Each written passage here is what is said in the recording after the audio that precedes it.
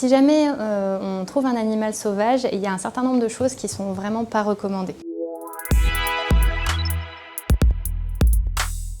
Souvent on veut bien faire, hein, mais lui donner à manger d'emblée, c'est pas forcément quelque chose de bon parce que un certain nombre d'animaux sont très affaiblis, très dénutris et du coup redonner à manger trop vite, ça peut vraiment lui demander un effort considérable et son intestin n'est pas forcément prêt à redigérer de nouveau quelque chose de très consistant.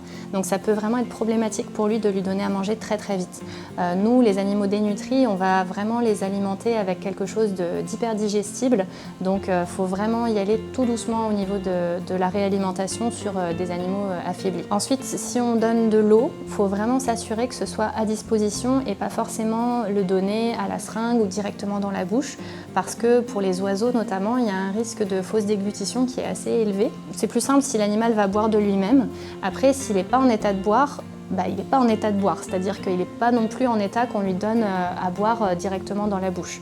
Donc l'idée dans ces cas-là, c'est vraiment de l'amener au plus vite pour qu'il soit pris en charge au mieux. Donner des médicaments, c'est pas forcément une bonne idée non plus parce que si on donne des médicaments par rapport à ce que son chien avait eu ou son chat avait eu suite à une chirurgie, c'est pas forcément les mêmes conditions. Donner des antibiotiques, ça peut causer plus de tort que de bien en fonction des espèces.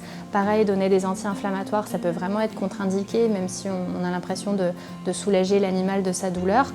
Il faut vraiment pas donner de médicaments sans avis médical. En termes d'habitat, le mieux c'est vraiment de placer l'animal dans un petit contenant en attendant d'être transféré vers le centre ou vers la clinique le plus proche. Idéalement, un carton percé de quelques trous.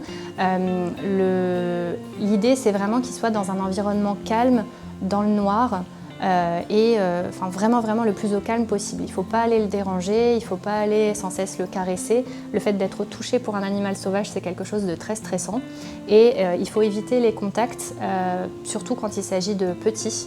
Parce qu'en fait, le fait d'avoir des contacts très rapprochés, ça peut faire perdre la peur de l'homme, ce qui est quelque chose de très important à conserver pour les animaux sauvages, parce que malheureusement, un certain nombre d'êtres humains ne sont pas forcément très sympathiques avec les animaux. Donc la peur de l'homme doit être conservée. De même qu'en étant au calme comme ça dans un environnement fermé, il ne sera pas en contact avec des animaux domestiques potentiellement, qui pourraient aggraver son problème initial. C'est très bien de leur proposer une source de chaleur. Dans quasiment 100% des cas, ce sera toujours bénéfique pour l'animal de proposer quelque chose qui va le réchauffer. Alors attention simplement aux bouillottes qui pourraient être faites dans un matériau qui peut se percer, parce qu'un certain nombre d'animaux sauvages ont des griffes un petit peu pointues ou des dents un petit peu pointues, et quand ils percent ce récipient-là, ça peut ensuite les inonder, on va dire, et donc ils peuvent se retrouver très froids, voire hypothermes ensuite. Donc il faut faire attention à procurer une source de chaleur qui soit dans un contenant rigide et autant que possible à l'extérieur du carton.